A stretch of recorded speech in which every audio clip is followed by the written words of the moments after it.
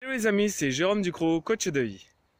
Alors j'avais envie de faire cette petite vidéo pour vous dire que je m'engage à réaliser des interviews, 4 minimum, avec des amis, des professionnels et aussi des personnes que je ne connais pas.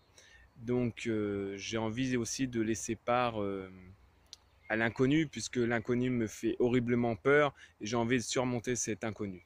C'est pour ça que je m'engage à faire ça et pour découvrir ensuite que l'inconnu ne fait pas si peur que ça et qu'il suffit juste d'y aller pour découvrir ce que je ne sais pas. Donc je vous dis que, du moins je vous annonce que j'ai déjà tourné ma première vidéo, ma première interview et donc la première interview va commencer juste après ça. Allez, à tout de suite. Hello les amis, c'est Jérôme Ducrot, coach de vie.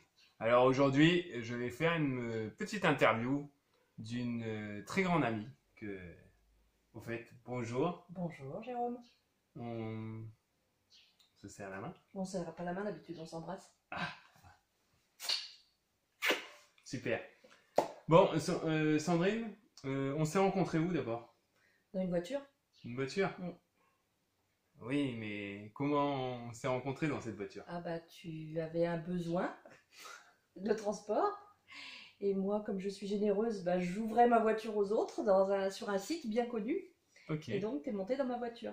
Ok, super. Et Jusqu'au pied de chez moi. super. Et on s'est rencontrés à ce moment-là. Mm. Et le contact s'est bien passé parce que Sandrine est une personne ouverte d'esprit et j'ai pu communiquer, échanger. Et on a passé combien d'heures de... Et ben 5 heures. 5 heures et 5 demie. heures. Ouais. Et on n'a pas vu le temps passer tellement qu'on a parlé. Non. Bah ni le retour. Hein. Effectivement.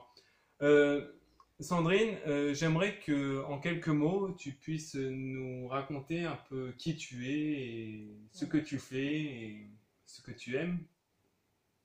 Ce que je suis. Qui je suis? Qui tu es? Sandrine. Oui. Je serais ma fille, je dirais Charlotte, la petite fille rigolote, mais je peux pas dire, je suis pas Charlotte, mais je suis rigolote quand même. Oui, ça. Bah, je suis une femme de 50 ans qui essaye de s'en sortir. Voilà. Alors par tous les moyens, en travaillant, Travaillant dans quoi? dans un métier d'homme. Métier d'homme. Et encore? Bah, On peut pas le savoir? non. Ok. Donc, un Une métier femme d'homme. dans un métier d'homme, au milieu d'hommes, Milieu et qui d'homme. doit se battre pour réussir et pour exister. D'accord. Et on s'est rencontrés parce que toi, tu étais dans le sud. J'étais en Auvergne, oui. Et moi, je suis près de Rouen, donc En Normandie. en Normandie. Et on s'est rencontrés à ce moment-là. Et pourquoi? Tu étais dans quelles conditions? Ah bah j'avais plus d'emploi en Auvergne, donc il a fallu que j'en retrouve. J'avais postulé un poste, j'ai été embauchée tout de suite. Et c'était en Normandie, donc il a fallu que je vienne travailler ici. Donc je faisais les allers-retours pour rentrer chez moi voir ma fille en Auvergne régulièrement. Et comme ça commençait à me coûter un peu cher, eh ben, j'avais décidé de partager ma voiture. Partager ta voiture. Et après, je crois que tu as pris une décision De déménager. de déménager. Oui. Bah, vu que l'emploi s'est pérennisé, il a fallu que je prenne une décision. Je ne pouvais pas faire la route tous les jours. Donc j'ai décidé de m'installer en Normandie. Et quelles ont été les conséquences? Ah, Les conséquences positives et négatives. bah, les conséquences positives, si, c'est que je peux pas dire que c'était difficile parce que tout s'est enchaîné de façon facile, étonnamment. Facile. De la recherche d'emploi, être une femme à 50 ans dans un milieu d'hommes, chercher du travail, c'était pas les gens, il y a des gens qui galèrent, qui sont des mois ou des semaines ou des années au chômage. Moi, j'ai été même pas licenciée, que j'étais déjà embauchée. Super. Et encore aujourd'hui, on me propose des postes, Ah, alors que je demande rien. Et puis après, il fallait prendre la décision de quitter finalement la région où j'étais pendant 20 ans. Et donc de quitter ma fille. C'était compliqué, qui a 21 ans quand même. mmh. Et puis de m'installer ici toute seule, finalement, de me faire toute seule, de m'assumer toute seule, de prouver que c'était capable. Et avant de commencer, je ne pensais pas que j'en étais capable. Tu pensais Ça, pas? c'est sûr, non. Et aujourd'hui, tu as réussi. Ouais, j'avais déjà accompli beaucoup de choses qui me disaient que j'avais des capacités, mais à ce point, sur ce que j'ai accompli en une année, non. Ok. Et qu'est-ce qui t'a permis dans des moments de bas de tenir, Qu'est-ce de qui te m'a- relever, de continuer, d'avancer? Des petits électrons qui sont venus à côté de moi, me parler, me pousser, me mettre des coups. J'ai eu quelque chose toujours de mon grand-père qui me disait toujours quand ça allait pas, il me disait avance, viens, mets-toi un coup de pied au cul. Voilà, c'était ça. Ah ouais. Donc quand ça va pas, c'est ça. Bouge-toi ma fille, mets-toi un coup de pied au derrière. Et finalement, quand on fait le premier pas, et ben, le deuxième il vient tout seul. Mais c'est sûr que si on reste immobile, et ben on fait rien. C'est clair qu'on va pas très loin si on reste immobile. Non, ça c'est sûr. Et, et là, tu as encore d'autres projets pour avancer? Non, mais en fait j'étais partie de chez mon mari, il faut dire comme il est, pour prendre mon indépendance déjà en Auvergne depuis 2 ans. Et déjà, ça a été une étape difficile. Donc cette étape, je l'ai réussie et j'espérais arriver à un moment dans ma vie où j'avais un emploi qui était relativement stable, mais j'ai été licenciée, donc rien n'est stable dans la vie. Et ce que je cherche, c'est le repos de mon âme. Ma quête, c'est ça. Pouvoir me poser et me dire enfin, ça y est. Voilà, ça y est, t'es tranquille, plus rien va changer. Mais au final, je crois que je sais pas faire.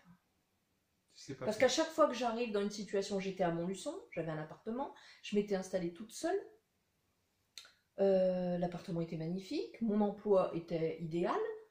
Tout d'un coup, tout s'arrête. Voilà. Et je dois quitter mon appartement. Ça a été un déchirement, mais au final, j'ai retrouvé un logement qui est quasiment identique, voire mieux. Donc, et à chaque fois que je vais de l'avant, c'est toujours mieux. Alors qu'avant que je parte, j'ai tellement peur que ce soit pire, mais ça ne l'est jamais. Et j'étais à Montluçon, installée, je commençais enfin à être tranquille, à récupérer tout l'investissement financier que j'avais fait pour m'installer. Et bling, on me renvoie encore une épreuve. Changer d'emploi, changer de région, changer de logement. Et bling, et là, ça fait 1 an maintenant que je suis là. Je pense être installée, je me dis que je vais être là pour les 10 prochaines années parce que j'ai besoin de travailler encore 10 ans. Et là, ce soir, le téléphone sonne, zou, et je n'ai pas non pas une offre d'emploi, mais 2 offres d'emploi pour un retour en Auvergne. Ah. Quid? Et est-ce que tu as une technique pour choisir? Pas bien. J'essaye de... Le feeling, comment je suis venue en Normandie, c'est sur la taille de l'entreprise, les gens qui y étaient, sur le patron qui m'a reçu pour l'entretien, sur leurs objectifs pour qu'ils soient réalistes, quoi. Je peux pas me projeter dans un truc qui est réel, donc j'ai besoin que les choses soient assez claires. Et de toute façon, jusqu'à la fin de ma vie, je ne saurai jamais si j'ai fait le bon choix.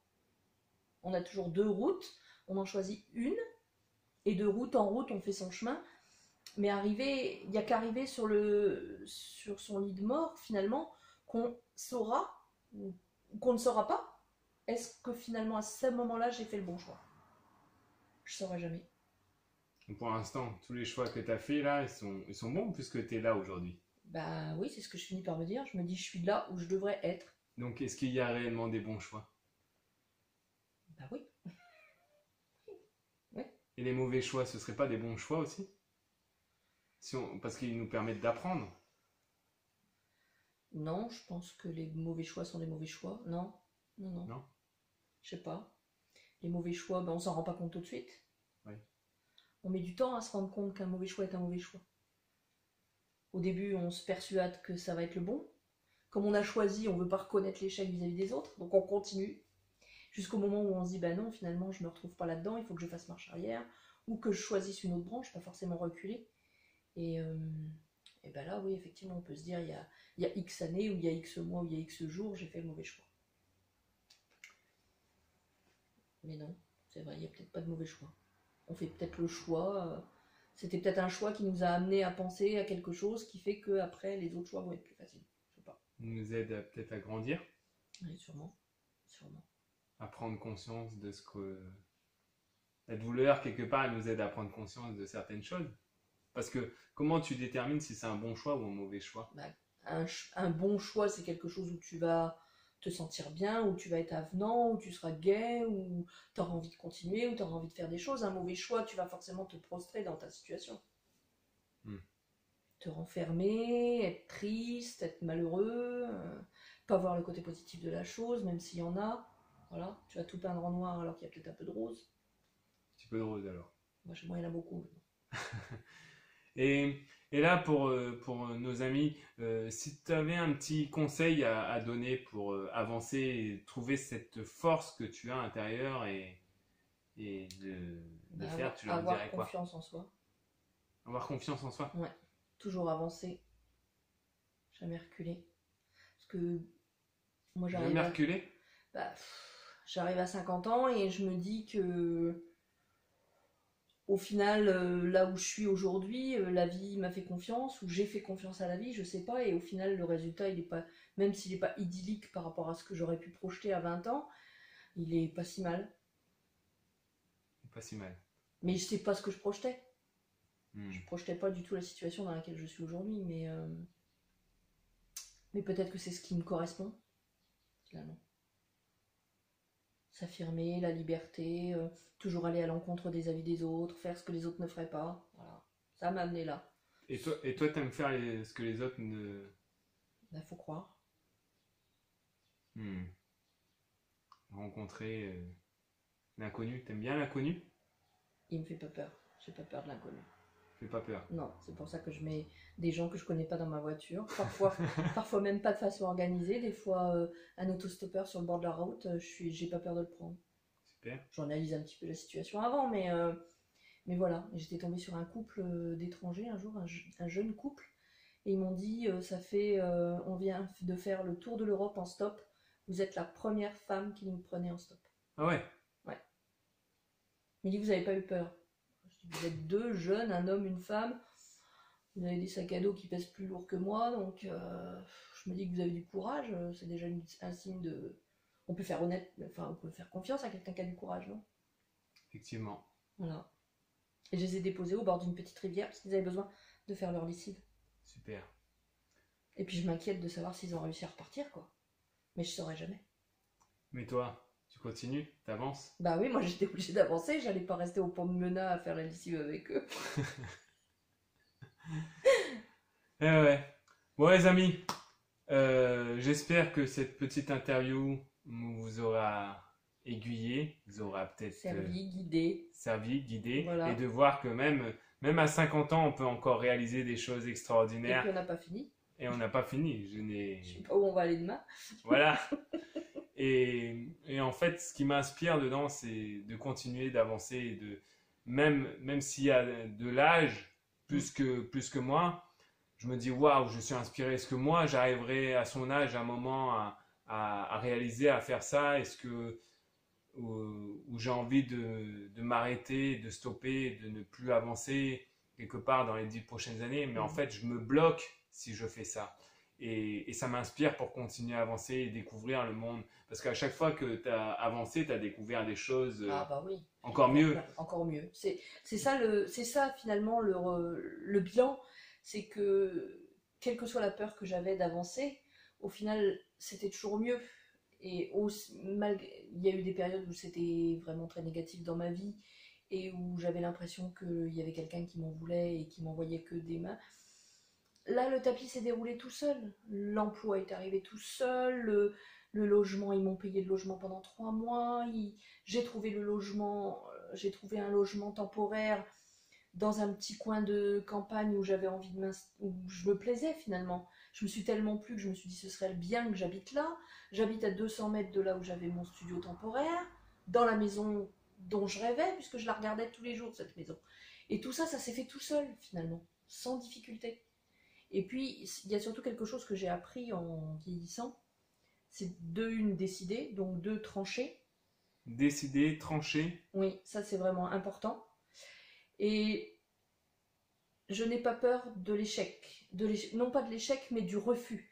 C'est-à-dire que avant, j'osais pas demander parce que je me dis, si on me dit non, ça va être difficile. Maintenant, je préfère demander, savoir tout de suite si ce sera oui ou non, mais au moins, je peux prendre une autre décision derrière. D'accord. Il s'avère que c'est toujours oui. Donc, t'as pas trop. Mais là, j'ai entendu décider, trancher. Il faut peut-être inverser les deux avant. Trancher avant de décider. Ben non, parce que tu vas d'abord, c'est la réflexion qui t'amène la décision. Et la décision, à un moment donné, il faut l'imposer à quelqu'un. Alors, soit à la personne à qui tu vas dire non, que tu vas refuser. euh, et c'est aussi peut-être dire non à ton entourage qui veut que tu fasses quelque chose, mais tu vas à l'encontre de ce qu'ils veulent, eux. Ouais. Et au final, tu tranches, tu dis non. Voilà, j'ai décidé ça, donc j'applique ça. Ok. Et Pour moi, la trancher, c'est un point de non-retour. ok. C'est-à-dire que tu affirmes ta décision et tu n'en prendras pas une autre. Ok. Et ça, c'est qui le fait? C'est sous influence ou c'est toi qui décides? Bah, l'influence, non, parce que malheureusement, l'influence, c'est toujours 50-50. T'en as 50 qui te disent bah non, faut pas que tu fasses ça, faut que tu fasses ci, moi je te verrai plus là, moi je te verrai plus ci. Oh bah non, pas du tout, vaut mieux. Et au final, c'est toi qui décides, mais même si t'attends des autres, les autres ils décident jamais pour toi. Ou ils peuvent décider, si, pour toi. Mais ça peut ne pas te convenir. Non, les autres ils décident toujours pour eux. Ça les arrangerait que tu prennes telle décision. Ah. Leur décision, elle est pour eux. Donc la projette et toi tu suis. Bah, soit tu suis parce que tu es d'accord sur leur choix et tu penses que ta place elle est là, mais si tu estimes que ta place elle est pas là, bah, tu vas à l'encontre de leur choix à eux. Et après, ils te tournent le dos. Il y a des tas de gens qui m'ont dit de rester là-bas, qui pleuraient, comment je vais faire sans toi, comment et oui, comment tu vas faire sans toi, toi avec moi en moins. Et comment je vais faire moi sans vous tous. Ils se sont jamais posé la question. Ils ont toujours pris leurs décisions et leurs réflexions par rapport à eux-mêmes. Et après, Individuellement, mes copines, elles pleuraient en me disant ouais, je peux pas vivre sans toi, comment je vais faire, tu t'en vas loin. Ce sont des gens qui aujourd'hui me passent même pas un coup de téléphone. Et toi, le fait de partir seul après, Mm. comment tu vis cette solitude? Difficilement certains jours et en fait j'ai toujours l'impression d'être seule, mais au final je suis jamais seule. C'est ridicule. Un peu un paradoxe. Pourquoi Ah t'es ouais. jamais... J'ai l'impression d'être seule parce que dans ma vie je suis seule, parce que j'habite seule, parce que je fais des choses seule, je prends des décisions seule. Mais au final, j'ai plein d'amis. Quand je passe un week-end seul, j'ai l'impression que c'est la fin de la vie. Parce que je vois que celui-là, je vois pas les 3 autres où j'ai eu des amis chez moi, où je suis allée voir des amis.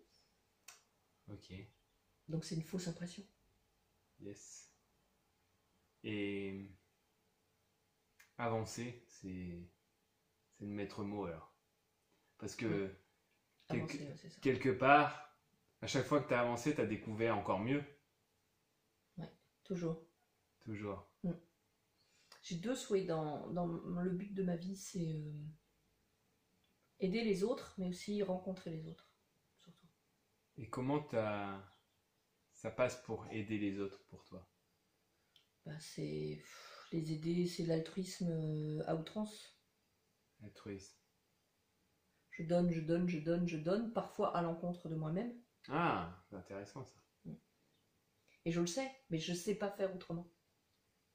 Bah, ça s'apprend. Donc oui. Mais peut-être j'ai pas envie d'apprendre. Ah, ça c'est autre chose. Si t'as pas envie d'apprendre, bah, on ne peut pas faire grand chose pour toi. À un moment donné, je suis à un moment dans mon parcours où je reconnais que je suis peut-être là pour ça. Ah. C'est mon rôle finalement. Mais en fait, tu n'as que le rôle que tu veux bien te donner. Ça c'est clair. Ça c'est clair. Mais je pense que je sais pas faire autrement non plus. Mais tu peux apprendre. Ou t'as pas envie. Pourquoi apprendre quelque chose que t'as pas envie? C'est sûr. Je veux pas apprendre à devenir égoïste, ça m'intéresse pas. Et pourtant, le dernier mot de la liberté. Pour être libre, il faut être égoïste.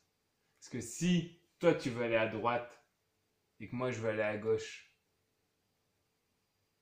Ben, je vais te suivre.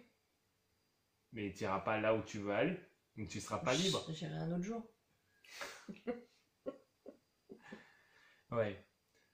Bon, en tout cas, les amis, cette interview a duré un peu plus longtemps que ce que j'avais prévu. Donc on a trouvé des sujets intéressants. On a avancé? On a avancé, voilà, on a avancé. On continue dans cette logique d'avancer. En fait, on peut ne pas s'arrêter si on veut aussi. On peut parler toute la nuit et ne pas arrêter. On aura soif. On aura soif. Bon, les amis, je vous souhaite encore le meilleur et je vous dis à très bientôt et puis pour une prochaine aventure et une prochaine interview parce que maintenant je me lance ce défi-là de réaliser des interviews et de vous présenter de nouvelles personnes, de nouveaux sujets et voilà. En tout cas, je vous dis à très bientôt et puis au plaisir. Au revoir. Au Ciao. revoir. Ciao. Salut. C'est la bise. Ah. Allez, ciao.